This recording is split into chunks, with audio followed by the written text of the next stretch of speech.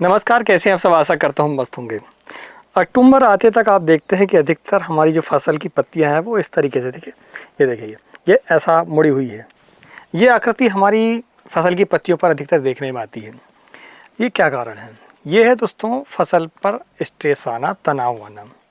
आज इस वीडियो पर हम ये जानने की कोशिश करेंगे कि हमारी फसल पर तनाव आता क्यों है, दूसरा इसके लक्षण क्या है और तीसरा इसके उपचार क्या है। ये सारे तीनों पॉइंट जो हैं हम इस वीडियो पर कवर करेंगे, इसलिए वीडियो को अंत तक जरूर देखें। चलिए सबसे पहले हम ये जानते हैं कि इसके लक्षण क्या हैं। तो लक्षण में यदि हम देखें तो पत्तियां जो आपको बताई मैंने कि इस तरीके से हो जाती हैं। दूसरा, आपकी फसल पर फ्लावर ड्रॉपिंग आती है, यानी कि फूल निकलते हैं मगर वो फल में कन्वर्ट नहीं हो पाते। पत्तियां जो है आपकी मुड़ जाती हैं, फ्लावर जो है ड्रॉप हो जाते हैं, फ्लावर गिर जाते हैं। ये समस्या कॉमन है यदि आपकी फसल स्टेज पर है तो। ठीक है, तो ये हमने लक्षण समझ लिए। अब हम इसके कारण को समझें पहले, इसके बाद ही हम उपचार जानने की कोशिश करेंगे। तो अगर हम कारण की बात करें तो कारण में दोस्तों ये है कि सबसे पहला कारण तो टेम्परेचर। अगर टेम्परेचर हम देखें तो सितंबर लास्ट और अक्टूबर के पहले सप्ताह में अगर हम देखें तो टेम्परेचर हमारा हो जाता है 35 डिग्री के लगभग दिन का टेम्परेचर, और रात का टेम्परेचर वहीं हो जाता है आपका लगभग 18 डिग्री, 20 डिग्री, 22 डिग्री।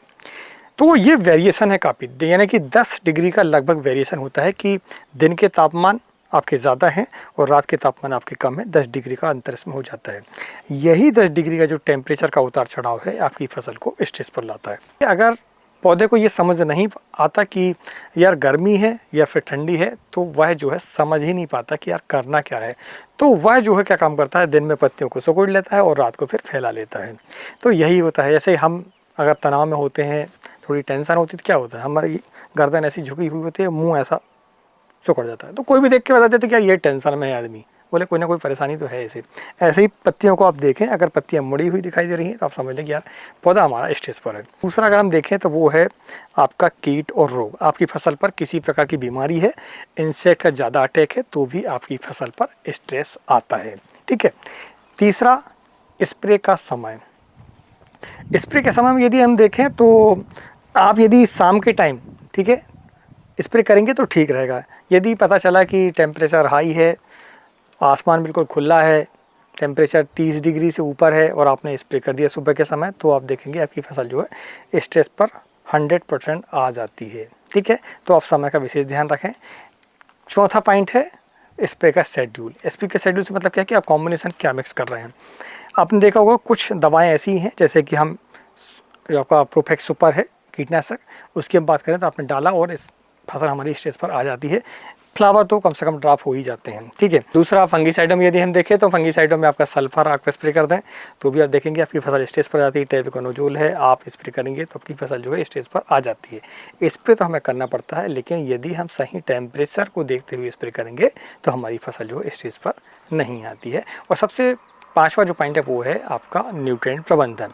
आपकी फसल पर यदि मिक्स माइक्रोन्यूट्रिएंट जो होते हैं, हमारे जो सूक्ष्म पोषक तत्व होते हैं, यदि उनकी कमी हो जाती है, सल्फर की कमी हो जाए आपकी फसल पर, कैल्शियम की कमी हो जाए आपकी फसल पर, तो भी आप देखेंगे आपकी फसल जो स्टेज पर आ जाती है। तो ये प्रमुख कारण है आपकी फसल पर स्ट्रेस आने के। अब हम जानते हैं उपचार के बारे में।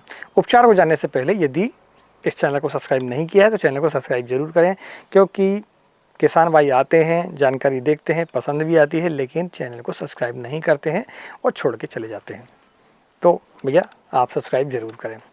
अब हम उपचार जानते हैं। तो उपचारों में यदि हम देखें तो सबसे पहला उपचार तो भैया यही है कि टेम्परेचर को देखते हुए आप क्या काम करें। एक तो सिंचाई पर्याप्त रखें, क्योंकि अक्टूबर आते तक हमारी ज़मीन जो है शुष्क हो जाती है। यही कारण है कि हमारी फसल जो है स्टेज पर जाती है, कभी कभी नमी के कारण भी। उसके बाद अगर हम देखें तो वो है आपका स्प्रे का सही समय। आप शाम के समय 3 बजे के बाद कभी भी स्प्रे करें, बहुत ही बढ़िया रहेगा। या आसमान पर बादल छाए हुए तो भी कोई दिक्कत है, किसी भी समय पर स्प्रे कर सकते हैं। अब सुबह जल्दी भी कर सकते हैं आप, 9 बजे 10 बजे तक ये स्प्रे कर सकते हैं तो कोई दिक्कत नहीं है, लेकिन भर दोपहर आप बिल्कुल नहीं करें। ठीक है।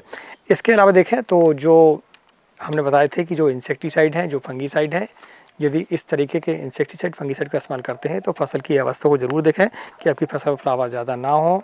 दूसरा ये कि सही समय पर, यानी कि शाम के समय पर आपको स्प्रे करना चाहिए। फिर मिक्स माइक्रोन्यूट्रिएंट जो होते हैं हमारे, उनका आपको समय समय पर इस्तेमाल करना चाहिए। ठीक है। माइक्रोन्यूट्रिएंट में सबसे जो विशेष यानी कि सेकेंडरी जो न्यूट्रिएंट है वो है कैल्शियम। कैल्शियम चेलेटेट, कैल्शियम का यदि आप अपनी फसल पर स्प्रे करते हैं सप्ताह में 1 बार, तो आप देखेंगे आपकी फसल जो है स्टेज पर नहीं आती है। इसकी जो मात्रा है आप 200 ग्राम प्रति एकड़ के हिसाब से, यानी कि 200 लीटर पानी पर 200 ग्राम, 20 लीटर पानी पर 20 ग्राम का इस्तेमाल आप करते हैं तो आपकी फसल जो है स्टेज पर नहीं आती है।